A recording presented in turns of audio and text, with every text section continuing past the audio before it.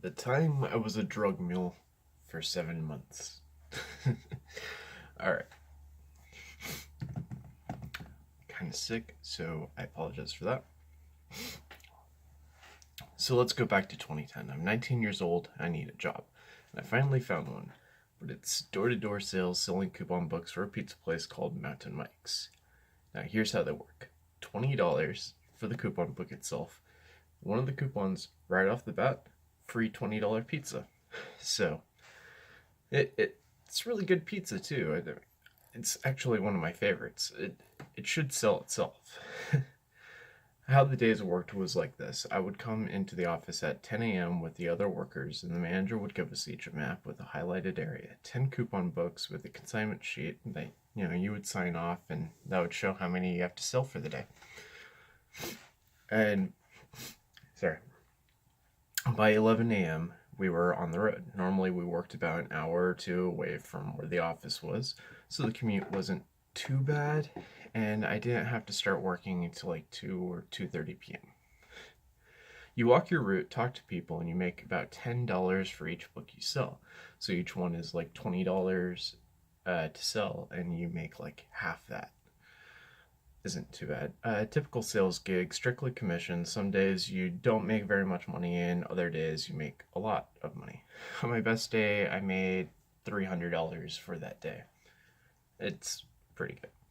Then at 10 p.m., everyone gets back in the carpool and drives back to the office to turn in the merchandise and money and come back the next day, rinse and repeat.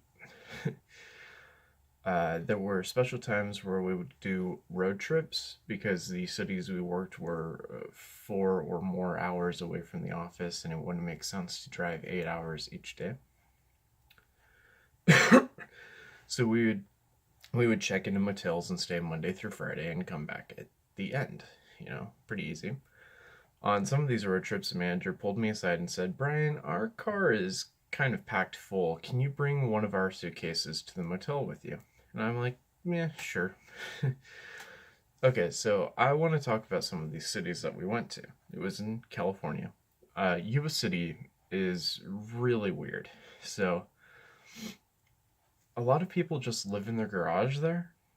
Like, people from Yuba City, please comment below. And people just lived in their garages. Like 2 or 3 families pack into a house with one family just living in the garage. They filled them out with beds, kitchen sinks, and counters. It's crazy. A few even put cement poles in front of the garage door so that nobody could actually park in the garage with their car. It's crazy. Also, that whole city smells like onions. Gilroy, on the other hand, smelled like garlic, which makes sense though, it's the garlic capital of the world. So I have a job which lets me travel to the garlic capital of the world and chill out listening to my iPod whenever I want. Not too bad, I think. Then my car breaks down. Okay, so I was the one doing all the driving for the carpool up to that point, and now we have to use someone else's car. The only coworker with a car big enough for 4 or more people is this guy Shane. Shane drinks and drives a big white windowless van. He's a pretty cool guy, though. We usually talked about the logistics of having sex with sheep. See, he said that sheep will back up when they're near a cliff.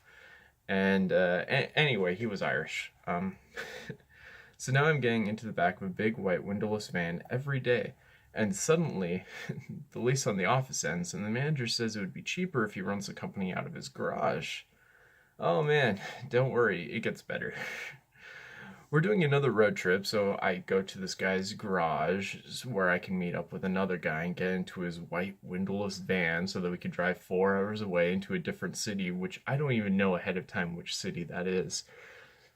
So, great job! However, we're doing another road trip, and the manager asks Shane if he can carry one of their suitcases in his van. And Shane says, "No, I already have 2 strikes on my record." And I'm like, "Wait, what?" See, it turns out while everyone else was selling the coupon books for cash, The managers were selling hard drugs. The whole thing was a money laundering scheme built around it because $20 bills are the most common kind of money, and that's why all the books are $20. In fact, we were encouraged not to take payment through checks because the checks would then have to go to the bank and then yada yada. In fact, I think it was if you have a check, you only make $7, but if you get cash, you make 10. So everybody was encouraged to get strictly cash for their coupon books. Okay, so I'm thinking to myself at this point, maybe I should get a different job. To be fair, there were signs, before this exact moment where I should have probably seen what was coming. I mean, the other coworkers all seemed to have their own odd quirks. A few were alcoholics. Shane was drinking and driving. There was that one time where I just straight up saw the manager selling drugs to someone while I was leaving the office one night. But honestly, I was like 19 years old, so I didn't really have much to compare to. I thought, this is just how jobs work. See, the problem with working from 10 a.m. to 11 p.m. most nights is you don't have a whole lot of time to like get on the computer and apply for jobs online, and you can't really apply to places like in person, and even if you do, you're at least an hour or two away from where you live, where the office is right there. And so if you actually do go to the different places and turn in your resumes, you'd be driving an hour or two every day. So I felt kind of trapped. And especially, I didn't want to quit the job, since then I would have absolutely no source of income. And I mean, I needed money. I needed to pay rent and buy food, Okay, so then this one night I got robbed at gunpoint. So, because the job was almost always cash-based and I didn't want to carry cash on me all the time, I usually ended each night by stopping at the ATM and depositing it into my bank account. Okay, in retrospect, maybe going to the bank every day after dark in the city of Stockton, California, was a bad idea. However, I started each morning at getting up at 8 or 9 a.m. so that I could get to the office at 10 a.m. Well, the office at this point was the guy's garage. But I didn't have a whole lot of time to stop at the bank, so I chose after work because then I could still get home, eat dinner and go to sleep, rather than wake up earlier. And I wasn't even sure at what point the bank opened. I'm pretty sure the bank opened at 10 a.m. So I had my reasons to go at night, but also they had a gun. Okay, so where was I? I have this all written down here. Okay. So what happened was two guys pointed a gun at me and asked for my wallet, which after I started freaking out, going like, oh God, no, I handed them my wallet. The gun guy opens it up and says, where's the money? Because there's no money in the wallet at this point. Mind you, I had just deposited what few sums I made for the day into the account. So he says, where's the money? I say, what money? And he waves his gun at me some more, and he's like, where's the money? At this point, I've had enough. I'm not even scared anymore. I just calmly say, I work door to door for a living. What money? The guy gives me a defeated look, pockets the wallet, and just starts running off. And I stand there for a second, kind of processing what just happened. And then I call the cops. Okay, so the police show up, and here's another twist to the story. It turns out I'm wanted for murder.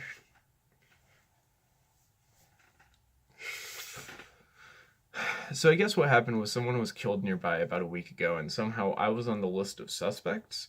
And I know this because I had a little screen that showed my full name, my home address, my social security number. And I had a really good vantage point of that little screen from behind the bars inside the back of the police car. Oh boy. So I started explaining my situation to the police officer, and he realizes that I couldn't be the killer, actually, because I was in a different city that week and had a tight alibi with receipts from Gilroy. You see, what happened was I was buying these. That is the wrong one. I was buying books at a Gilroy bookstore. Uh, Here they are.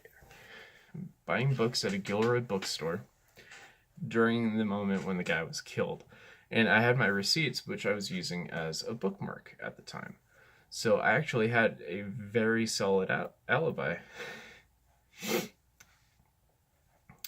Um, so I watched him, and he erases my name from the little screen, and I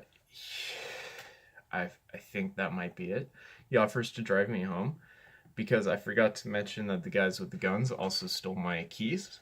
So not only do I need a ride home from the police car, but I also need the police officer to help me break into my own house. Ah, boy, that was fun.